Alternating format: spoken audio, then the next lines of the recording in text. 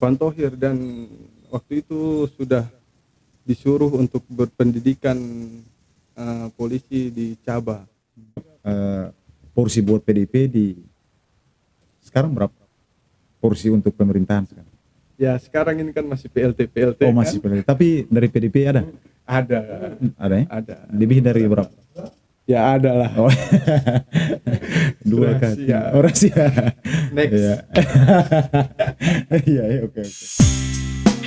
Mari diskusi, bercerita bebas, bercerita santai, tukar pendapat, habar sua. Jangan tegang, bilang di sini. Moderator sua. Oke, selamat malam teman-teman moderator SUA. Kali ini ketemu kedatangan Ketua Partai PDIP Kabupaten Kepulauan Sula. Masih muda, produktif, energik. Rido Gontoro atau biasa dipanggil Bung Rido. Nah, menurut informasi yang moderator Sula cover, beliau merupakan pemuda Kabupaten Kepulauan Sula yang baru lulus SMA tahun 2013. Namun dalam karir berpolitik luar biasa, karena bukan cuma di lingkungan Kepulauan Sula, tapi juga sudah sampai ke tingkat provinsi, bahkan ke nasional. Sudah jabat tangan dengan Ibu Puan Maharani, sudah jabat tangan dengan Bu Mega. Ini artinya sebuah keberhasilan yang ketong sama-sama harus acungi jempol, karena jarang-jarang hal kayak begini dilakukan oleh semua teman-teman pemuda. Apa kabar? Baik, alhamdulillah kakak. Yang panggil kakak, panggil moderator. Panggil moderator. Apa kabar? Siap, alhamdulillah baik. Sibuk ya? Sangat sibuk. Sangat sibuk. Berarti urusan bukan cuma satu, banyak. Banyak. Menang dan kalah nih sama-sama pusing, sama-sama sibuk. Oke. Kenapa bergabung di dunia politik?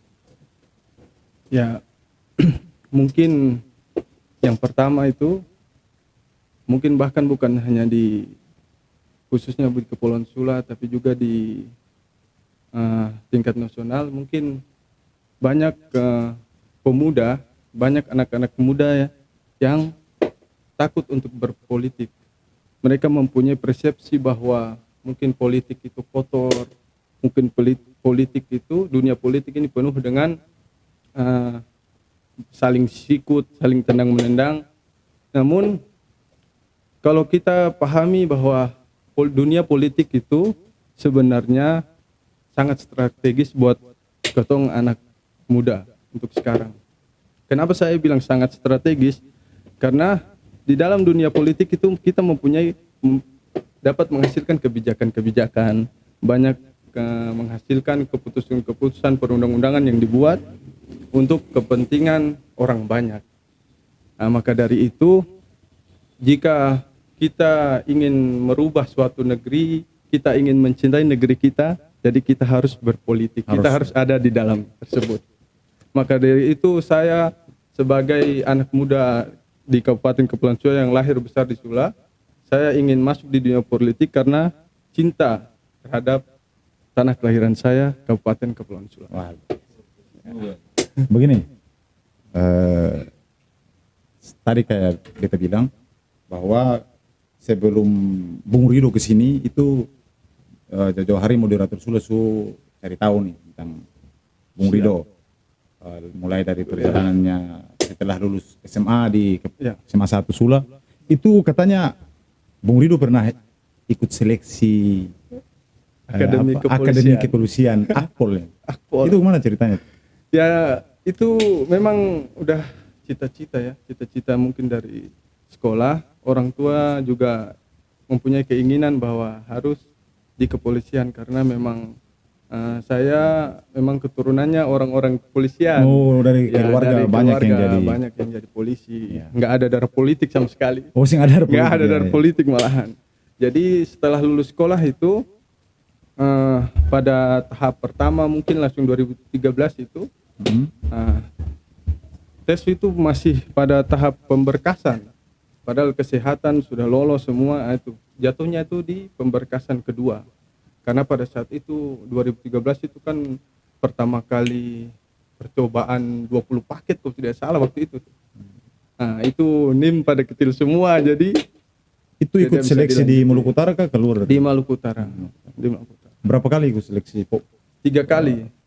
3 kali. 3 kali. 2013. 2013, 2014, 2015. Wah, berarti memang cita-cita dari kecil sudah ya? Ya, Selain dari 2015 itu alhamdulillah sampai di Pantohir. 2015. Pantohir, dan waktu itu sudah disuruh untuk berpendidikan polisi di Caba. Nah, karena kalau Akpol itu jatuh di Pantohir, berarti kita bisa pendidikan di Caba. Kenapa Ataupun- Bung Ridus yang terima itu tadi? Ya, pada saat itu memang kan semua kita harus komunikasi kepada keluarga, kepada orang tua juga yang sangat mendukung kan. Jadi bahwa orang tua tuh maunya kalau bisa langsung ke Akpol, Akademi Kepolisian. Kalau yang biasa kan udah ada kakak-kakak banyak dan ini. Nah, setelah itu Bapak suruh ya udah kamu pulang dulu kuliah. Nah, nanti kalau mungkin setelah kuliah selesai bisa ikut perwira lagi menggunakan sarjana, karena pada saat itu memang umur udah 20 tahun kan. Udah 20 tahun udah, kalau mau untuk tunggu tahun berikutnya sudah tidak bisa. Berarti ini yang lulus sampai Pantohir tadi di 2015. 15. Nah, setelah itu lanjut kuliah 2016 kuliah. 2016 kuliah. Nah, terusnya masih ada yang kedua, ketiga.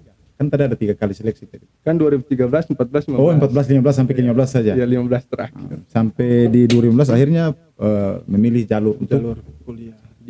Alhamdulillah kuliahnya di Trisakti, jurusan hukum. Trisakti. Pada saat perjalanan di kuliah itu juga mempunyai keinginannya bukan masuk politik juga. Pada saat itu jurusan hukum, tapi lebih banyak mengambil jurusan yang mengenai pertanahan. Jurusan hukum tapi Mengenai fokusnya hukum, ya. fokusnya kan ada di bidang pertanahan, karena pada saat itu mempunyai keinginan untuk jadi notaris. Jadi notaris. Ya, notaris sambil menjadi usaha. Sampai terlibat dalam politik tadi kan masih kuliah tadi tuh. Masih kuliah. Polisi kemudian kuliah. Katanya dengarnya pun pernah calon legislatif juga. Calon legislatif itu 2019. 2019. Iya. Nah, dari situ baru Nah, dari situ ya memang saya cerita dari awal bagaimana perjalanan menjadi ketua partai Iya, politik kan. Karena di luar sana mungkin banyak yang beranggapan bahwa Ridho itu siapa? Kenapa bisa menjadi ketua partai politik? Itu dari awalnya itu pada saat itu kan masih kuliah. Nah, pada saat itu masih kuliah 2019 itu. Nah, itu pas akhir semester sehingga orang tua suruh balik pulang dulu ke Sanana, dan itu sudah direncanakan memang dari jauh hari. Dari 2018 itu sudah masuk di partai untuk kesiapan maju di legislatif di 2019. Sampai pada saat pencalonan, pada saat turun ke masyarakat, itu sampai beberapa bulan ke depan pemilihan itu belum dikasih amanah untuk menjadi seorang anggota DPR pada saat itu. waktu itu ketua PDP masih siapa di Sula? Itu masih Pak Jufri Pak Jufri Masugi. Ya, Oh, mantan anggota dewan. mantan anggota dewan. Allah tua sehat-sehat sampai sekarang. Amin. Terus jadi ketua partai. Pada saat jadi ketua partai itu memang saya ada niat, apalagi mau sampai ke DPD maupun DPP untuk mau mengambil partai itu tidak ada. Jadi komunikasi awalnya itu dengan saya punya bendahara sekarang ini, Ibu Haji Erawati, bersamaan dengan Sek DPD pada saat itu, Sekretaris DPD Provinsi Maluku Utara PDI Perjuangan. Siapa itu sekjen? Itu Ko Acul. Ko Nama Acul. Oh iya, lengkapnya, iya. Iya, tahu, Pak tahu. Asrul. Pak Asrul Ican. Asrul Ihsan. Nah, itu tentu kalau tersalah tuh kirim pesan itu via WA pada saat itu kirim via WA bahwa adik berpeluang besar untuk menjadi ketua partai PD Perjuangan. Tadi kan Bung Rido bilang nama Bung Rido katanya disampaikan oleh Abang Acul bahwa layak untuk jadi ketua di Sula. Nah, sementara dalam proses pencalonan legislasi kan Bung Rido kalah nih. Nah, sementara kalau dibandingkan dengan kader-kader PDIP yang lain di Sula, berarti Bung Rido ini kan yang pertama baru Dan masih junior sekali. masih pada saat junior. itu. Terus yang kedua ada anggota DPRD yang aktif dan berpeluang terpilih. Kenapa dong sing ada rekomendasi dari? Nah, jadi ceritanya itu memang ya mungkin satu sisi memang kehendak yang kuasa, garis tangan juga kan. Tapi pasti ada campur tangan. Pasti ada campur tangan. Nah, setelah lanjut cerita tadi itu bahwa sesampai tibanya di Jakarta itu saya disuruh balik lagi ke Ternate. Nah, dan itu saya juga awalnya sudah tidak mau Haji Irawati itu saksi kan. Jadi beta bilang di Ibu Ben, beta bilang beta yang mau jadi ketua partai, kalau bisa kasih ke orang lain saja, karena pada saat itu mungkin kekecewaan, kecewa dengan hasil itu legislatif. Kan. Waktu itu Bung Rido pun suara di sudah berapa yang legislatif? Itu sekitar 380-an. Oh, 380. Dia bersaing dengan nomor urut berapa? Nomor urut Bung Rido berapa? Nomor 2. Nomor 1 yang jadi sekarang Abang Ai. Abang Ai. Ya, Paman Ai. Dari Paman Ai berapa? Paman Ai itu sekitar 480. Oh, berarti atau 500. tipis juga ya? Berarti menang kedua sekarang? Menang kedua. Oh iya. Iya, menunggu juga kan. Iya.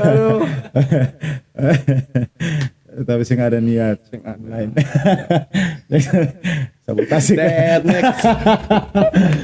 Iya. Jadi ceritanya ini terlanjut Kak. Iya. Habis beta di Jakarta itu mau bertemu bepung adik kuliah. Itu ada SMS masuk dari Pakuntu itu bahwa harus balik lagi ke Ternate untuk mengikuti itu pelantikan DPC se-Maluku Utara itu. Jadi buat sekalian di Ternate. Setelah dapat lantik jadi ketua DPC Partai PDIP, terobosan terbaru apa yang Bung Rido buat di pengurusan versi Bung Rido sekarang? Pada saat pelantikan itu kan langsung balik itu Kak, ke Sula. Nah, balik ke Sula itu Tetong harus beta membaca itu kan ada ADRT-nya tuh. Nah, jadi ADRT mau membesarkan partai itu kita harus mempunyai ranting dari tingkat bawah. Jadi partai mau besar itu harus dari bawah. Jadi pohon yang besar, yang kuat itu akarnya harus kuat. Dan itu selalu diberitahukan oleh Ibu Mega bahwa PDI adalah partai wong cilik. PDI adalah partai sendal jepit. Jadi kita harus selalu turun ke bawah. Jadi pertama buat terobosan itu yaitu membentuk 12 PAC yang baru. Yang masih bisa dipakai, yang tidak bisa ya langsung di reshuffle. Jadi serentak itu Bung Rido langsung buat balik ke situ pada saat 2 minggu setelah ayah memberikan SK itu sudah mulai membentuk itu, dan sampai ke tingkat bawah alhamdulillah sudah hampir tiap-tiap desa kita punya udah terbentuk, dan itu persiapan kita untuk menghadapi pilkada di 2020 pada saat itu. Ini kan menurut isu yang tong dengar, Partai PDIP dari kabupaten ini terbentuk sampai ke periode baru ini itu kayaknya belum pernah memenangkan salah satu kandidat bupati di Kepulauan Sula. Baru Bung Rido sekarang yang itu diusung langsung oleh Partai PDIP. Jadi alhamdulillah di kepengurusan kali ini PDI Perjuangan membuat sejarah pertama kali semenjak Kabupaten Kepulauan Sula dimekarkan pada. Dan itu Bung Rido yang buat. Dan alhamdulillah pada saat ini luar biasa. PDI Perjuangan memenangkan pilkada di tahun 2020 kemarin. Kan dalam dunia politik nih biasanya kalau ada kerjasama berarti ada komisi. Biasanya itu hal-hal yang Itu yang wajar. bukanlah rahasia lagi. Rahasia. Iya. Kira-kira porsi buat PDIP di sekarang berapa? Porsi untuk pemerintahan sekarang? Ya sekarang ini kan masih PLT Oh masih kan? PDIP. Tapi dari PDIP ada? Ada. Ada ya? Ada. Lebih dari berapa? Ya ada lah. Oh. Dua kali. Rahasia. Oh, rahasia. Next. Iya. Iya, oke. Nah, tentu sebagai partai pengusung, Bung Rido kan sebagai ketua nih. Nah, tentunya masyarakat Kabupaten Kepulauan Sula membutuhkan pencerahan dari pihak yang memang sangat berkompeten dan berwenang untuk berbicara. Di samping pemerintahan yang aktif, artinya bupati yang bicara lah. Partai-partai pendukung, pengusung kan juga punya hak. Nah, bagaimana dengan mohon maaf nih, polemik saat ini yang masyarakat dong lagi bahas mulai dari pergantian pemerintah ya SKPD yang tidak berdasarkan ketentuan. Terus yang kedua juga soal Dukcapil yang sampai sekarang ini belum aktif nih. Nah, bagaimana PDIP menanggapi ini? Kira-kira siraman apa yang harus masyarakat dong tahu gitu? Berat juga pertanyaannya. Jadi kan pencerahan tuh ya, bikin media pencerahan. sebagai partai pengusung kita selalu mendukung apa yang menjadi putusan dari Bupati Kabupaten Kepulauan Sula. Nah, jadi apapun yang menjadi keputusan kebijakan beliau itu, apa yang menjadi keputusan dan kebijakan beliau itu tetap kita support. Tetap kita dukung. Nah, jadi ke depan itu apabila saya mengharapkan kepada masyarakat Kabupaten Kepulauan Sula, jadi kayak perpecahan yang kemarin itu sudahlah kita hilangkan. Jadi Ibu Bupati ini adalah bupati kita semua, bupati Kabupaten Kepulauan Sula.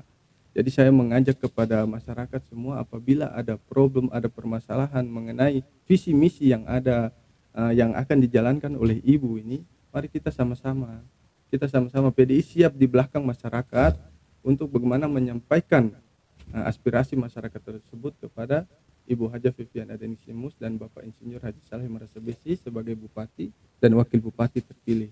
Ya, keren.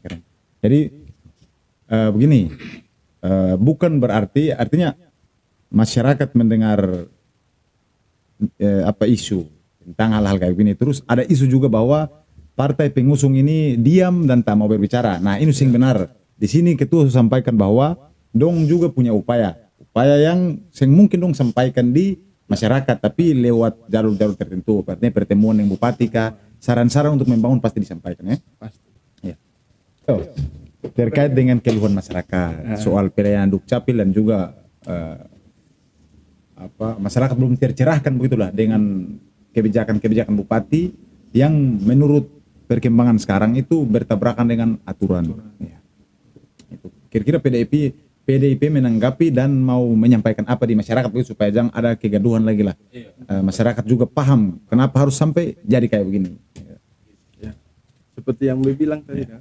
Jadi apapun yang menjadi putusan, menjadi kebijakan Ibu Bupati Kabupaten Kepulauan Sula sebagai partai pengusung, kita akan selalu memberikan support, memberikan masukan kepada beliau sebagai Bupati Kabupaten Kepulauan Sula. Jadi ini pun sudah disampaikan kepada DPD maupun DPP mengenai putusan dari Ibu nih, bahwa seharusnya kan menunggu 3 bulan nih kalau tersalah. DPP PDIP sudah pernah komunikasi ya. Jadi ini artinya isu ini sudah berkembang sampai ke pihak DPD, internal PDIP juga. Karena sebagai partai pengusung kan. Nah, jadi sebagai partai pengusung itu kita sudah memberikan saran, memberikan pendapat kepada Ibu. Namun semua balik lagi ke putusan dan kebijakan yang Ibu ambil. Mungkin ada hal-hal tertentu yang membuat Ibu secepat ini untuk mengganti kepala-kepala SKPD yang ada di Kabupaten Kepulauan Sula ini.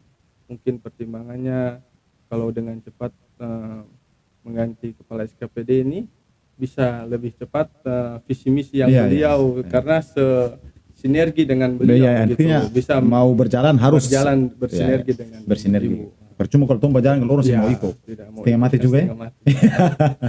Iya, iya. Kan di sini kebetulan tong sudah dapat itu jadi harus tong cerita banyak. Iya. Selain dari apa penyampaian Bung Rido untuk sampai bisa terlibat dalam partai politik, tentunya kan hal-hal kayak tadi juga disampaikan nih. Nah, tentu ketong semua sepakat bahwa yang namanya nepotisme ini hal yang sangat ketong negara Indonesia anti lah, karena pada di zaman Orde Baru dulu kan hal itu kan selalu terjadi, mengakibatkan korupsi dan lain-lain. Nah, satu isu lagi yang ini mohon maaf ini beta tanya lagi soal surat itu yang Sri Kandi yang permintaan, iya itu bagaimana itu sampai ada surat begitu, kira-kira Bung Rido menanggapi itu kayak mana? Kan ini kan memang harus tong bahas ini supaya masyarakat tahu kenapa sampai ada surat dari Sri Kandi gitu. Jadi sebagai partai pengusung dan beta di sini sebagai ketua PDI Perjuangan Kabupaten Kepulauan Sula, jadi kita jangan hanya berpatokan kepada surat tersebut.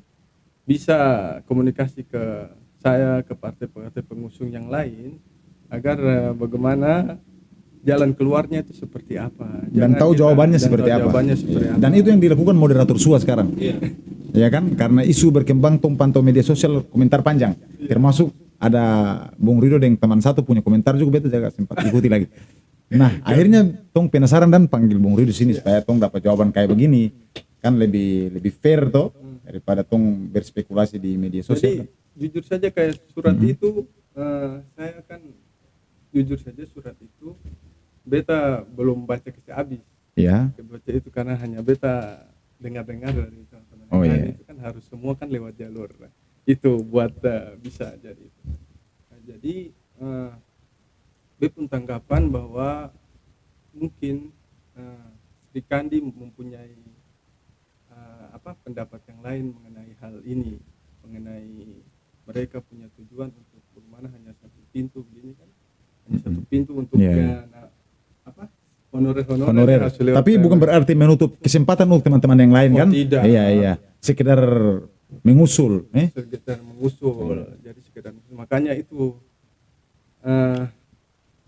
ada partai-partai politik yang bisa diajak oleh masyarakat untuk bagaimana kita berdiskusi untuk menanggapi hal-hal tersebut. Beta juga bisa berkomunikasi kepada Ketua Sri Kandi untuk bagaimana surat yang sudah beredar ini itu, karena ya bagaimana politik di Sula ini kan juga pasti tahu kan keras kan. Jadi ada bahasa bahwa yang menang atur, yang kalah parkir. Jadi Sri Kandi ini yang memang garda terdepan kita. Mereka itu sudah membuat tim dari sebelum partai politik mengeluarkan surat rekomendasi. Iya. Ini artinya kontribusi Sri Kandi terhadap kemenangan FAMSA sangat besar. Sangat besar. Iya. Jadi PDI Perjuangan juga dibantu oleh Sri Kandi pada saat itu. Ya. Jadi di 80 desa ini, di 80 desa di Kabupaten Kepulauan Sula ini kan Sri Kandi mempunyai tim-tim di tiap-tiap desa ini. Tujuannya mungkin lewat satu pintu itu berarti mengetahui mana yang kemarin berjuang bersama kita, mana yang kemarin lawan. Jadi pemikirannya Bet sebagai ketua, mungkin ketong mau menyenangkan orang lain itu, kita mau menjadi supaya kita terus berada di jalur kemenangan itu, kita harus memberikan, ibaratnya kita harus memperhatikan orang-orang terdekat kita dulu, ibaratnya orang-orang yang berjuang dengan kita terlebih dahulu, baru kita melihat yang lain. Iya, itu masuk akal. Jadi, dan itu bukan cuma di dunia politik. Ya. Di hal-hal kayak begini juga pasti terjadi. Kita mempunyai teman, tapi ada teman satu yang spesial gitu. Jadi harus kita lihat duluan. Didahulukan lah. Teman yang lain, karena kita tahu teman mana yang berjuang dengan kita secara ikhlas. Makanya mungkin tujuan itulah yang membuat Sri Kandi melakukan hal tersebut. Jadi harus lewat satu pintu supaya mengetahui mana yang lawan, mana yang harusnya kita prioritaskan, ibarat kita prioritaskan terlebih dahulu. Tapi tidak mau menutup kemungkinan untuk yang lain. Untuk PDI yang lain, Perjuangan iya. siap pasang badan buat teman-teman. Kalau misalnya moderator kasih berkas untuk honor di ketua itu bisa. Bisa sekali. Apalagi ini jujur ya. Jujur, beta sebagai ketua partai politik melihat Bung Gajali ini seperti apa. Bung Gajali misalnya sangat apa yang dilakukan saat ini sampai ke tahap sampai mengamu-ngamu dengan apa, itu satu bagian mencintai negeri ini, bukan karena apa-apa, tapi lebih bagusnya kalau Bung Gajali gabung dengan PDI Perjuangan. Gabung dengan PDI gabung. Abi setuju.